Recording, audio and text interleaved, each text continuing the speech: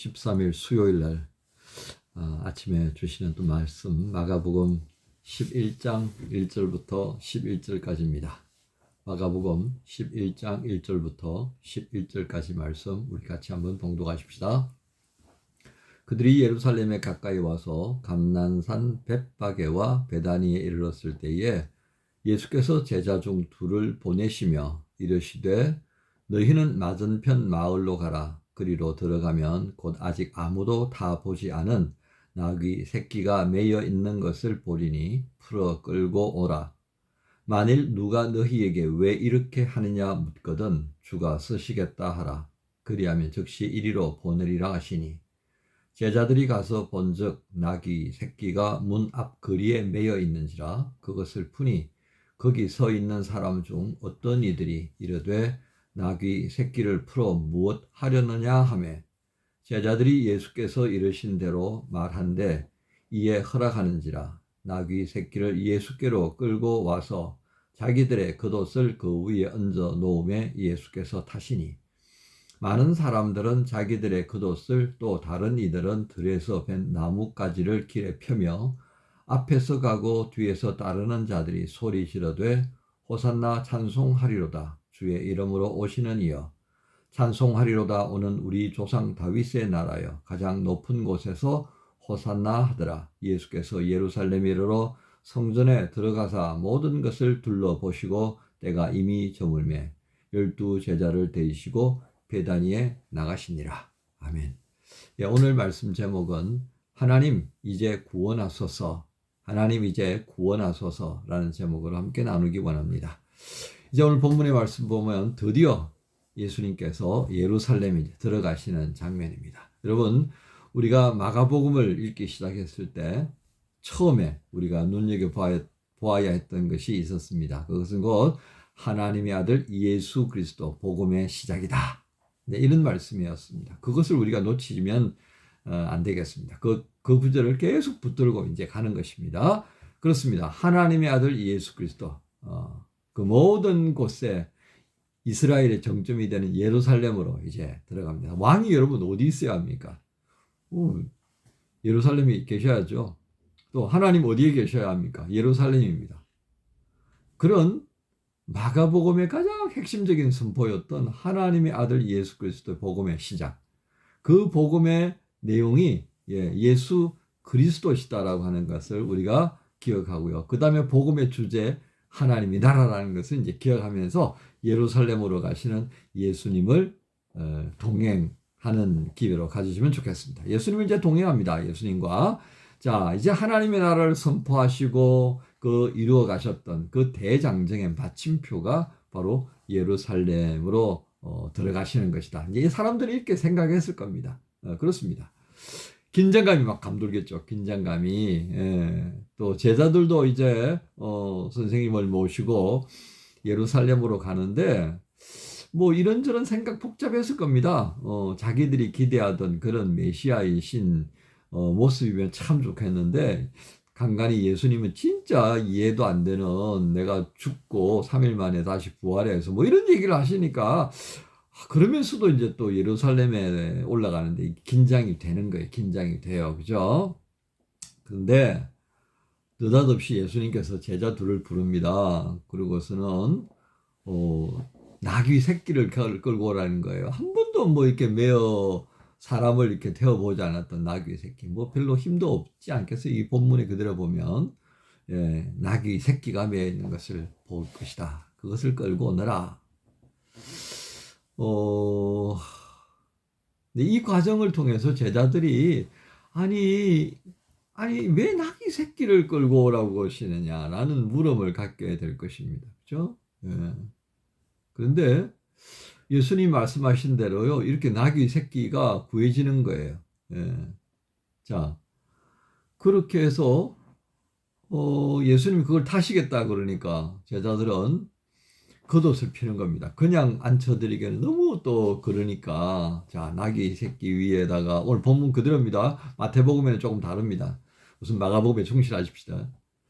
그 나귀 위에다가 뭘 이렇게 깔아드려야 되는데 메시아이신 이분이 예루살렘으로 가시는데 아니 뭐 좀 이렇게 가오가 설 수 있도록 해드려야 되는데 전혀 그게 안 되는. 그래서 이제 결국 제자들이 이제 그도 하나를 벗어가지고 이제 이렇게 편 거예요.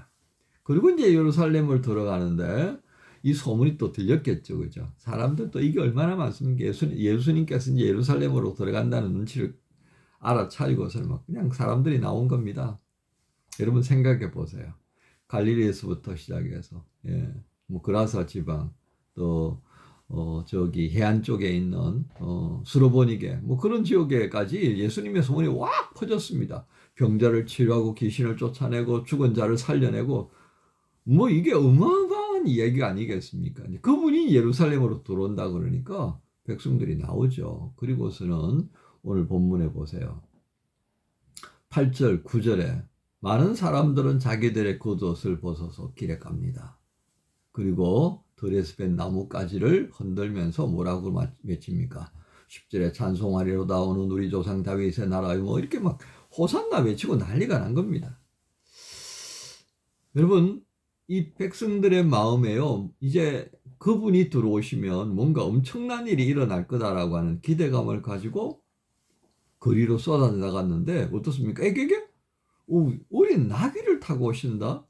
그리고 아무런 뭐 어떤 장식도 없고 그냥 나귀는 비틀비틀하면서 이제 걸어오고 있고 아니 뭔가 큰일을 하신 메시아라고 하는 소문도 들렸는데 이분이 그러냐?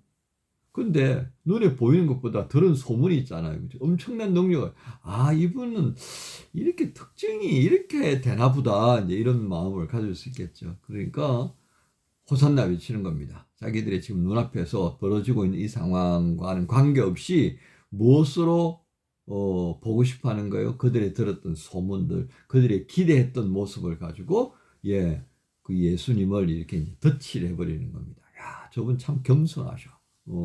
저 나귀를 타고 오시는 거 봐봐. 우리가 지금까지 알고 있던 그런 왕들의 모습, 정복자, 통치자의 모습과는 달라.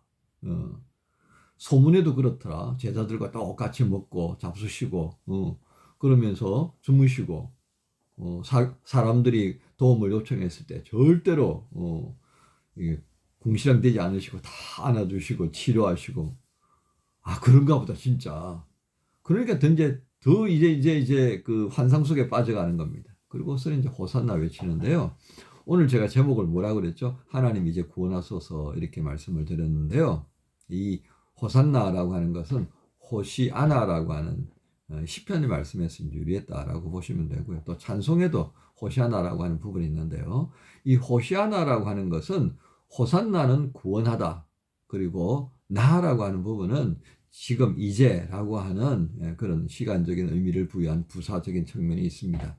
자, 이게 118편, 시편 118편 25절에 보면요. 이렇게 인용되고 있어요. 여호와여 구하옵나니, 여호와여 구하옵나니, 이제 구원하소서. 여호와여 우리가 구하옵나니, 이제 형통하게 하소서. 이제 지금 나를 구원하소서. 뭐 이런 내용이다 하는 얘기예요. 이제 나를 구원하소서. 그러니까 이제 형통하게 하소서까지가 이제 시편 118편 25절인데 이걸 의미를 가져오게 되면요. 이제 지금 우리를 구원해 주십시오. 라고 하는 내용으로 정리될 수 있겠습니다. 자, 그런데 시편 118편의 상황을 보면요. 이게 아주 성전에서 예배 드리면서 여유로운 그런 분위기가 아니에요. 굉장히 위태로운 상황에 처해 있는 기도자의 모습을 이 시편 118편에서 볼 수가 있습니다.